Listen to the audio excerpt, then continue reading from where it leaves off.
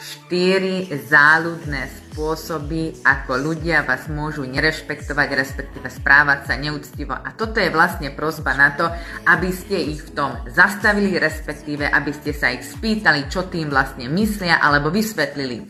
Poprvé je to podrývačský kompliment. Napríklad, keď vám niekto povie, že si nejaký priveľmi chytrý na to, že nemáš na to školu.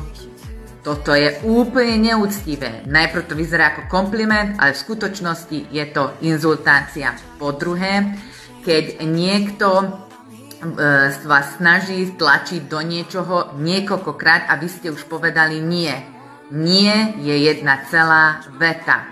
Po tretie, to je, keď niekto vám skáče neustále do reči a vy stále hovoríte a ten druhý človek hovorí cez vás. Je to úplná neúcta, respektíve nerešpektovanie. A po štvrté je to vlastne, hovoríte niekomu a ten stále kúka, roluje do svojho telefónu. Je to absolútna neúcta. Takže nezabudnite týchto ľudí vyvolať z toho celého, nech vám vysvetlia svoje správanie a prečo sa správajú neúctivo.